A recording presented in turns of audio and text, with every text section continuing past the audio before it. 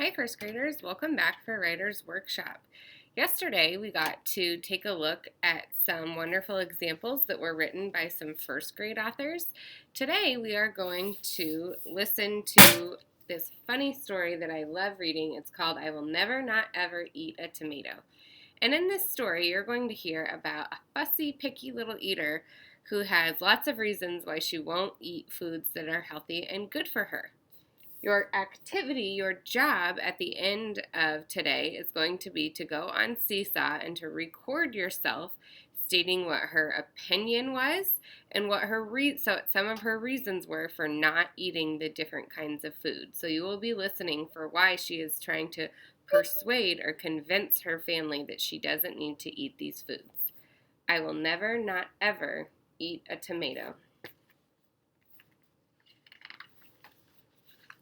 I have this little sister, Lola. She is small and very funny. Sometimes I have to keep an eye on her. Sometimes Mom and Dad ask me to give Lola her dinner. This is difficult because she is a very fussy eater. Lola won't eat carrots, of course. She says carrots are for rabbits. Lola says peas are too small and too green. One day I played a good trick on her.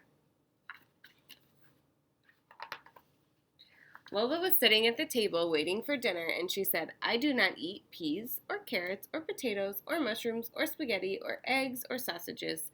I do not eat cauliflower or cabbage or baked beans or bananas or oranges, and I am not fond of apples or rice or cheese or fish sticks, and I absolutely will never, not ever, eat a tomato.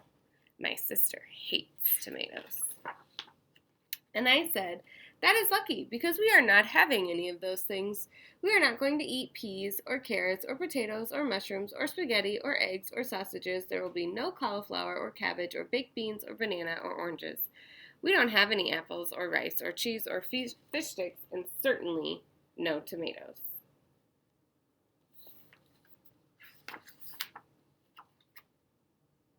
Lola looked at the table. Then why are those carrots there, Charlie? I don't ever eat carrots. And I said, oh, you think these are carrots. These are not carrots. They are orange twiglets from Jupiter. They look just like carrots to me, said Lola. But how can they be carrots, I said. Carrots don't grow on Jupiter. That's true, said Lola. Well, I might try just one if they're all the way from Jupiter. Not bad, she said, and took another bite.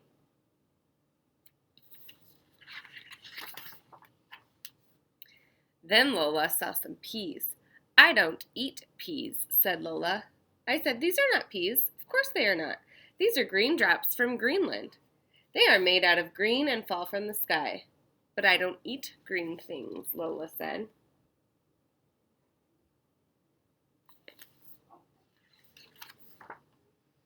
Oh, goody, I said. I'll have to share your green drops that are so incredibly rare.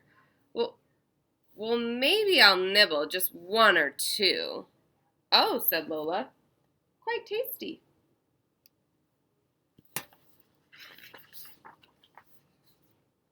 Next, Lola saw the potato. I will not eat the potato, so don't even try, not even mashed, she said.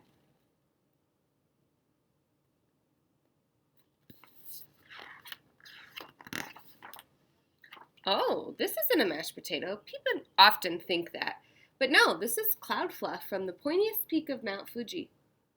Oh, said Lola. In that case, a large helping for me. I love to eat cloud.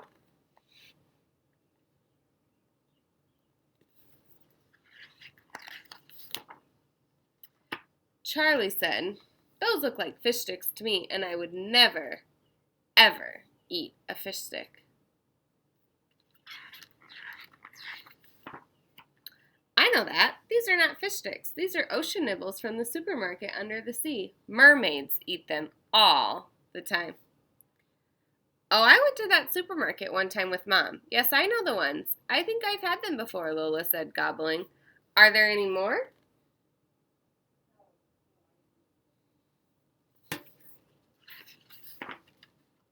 And then she said, Charlie, will you pass me one of those?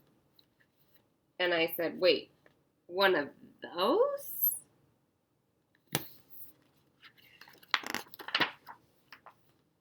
And Lola said, yes, Charlie, one of those. And I couldn't believe my eyes because she was pointing at tomatoes. And I said, are you sure? Really?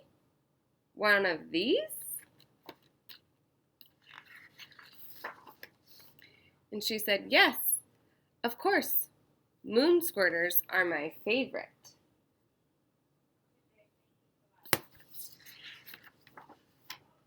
You didn't think they were tomatoes, did you, Charlie? Okay, nice job being good listeners. I think this is such a fun story to read because when it starts out, you think that Lola is going to be doing the persuading because her opinion is that she will never, not ever eat a tomato. When actually, through the story, it's the older brother Charlie that finds clever ways to persuade her or convince her to eat the foods that she doesn't want to eat.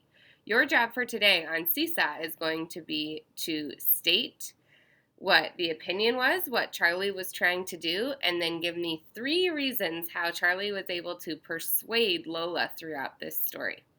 Then if you are feeling extra prepared, you can make a conclusion at the end and sum up how Charlie was able to persuade Lola. I can't wait to hear your responses, and we will come back tomorrow and keep working on our persuasive unit. See you then.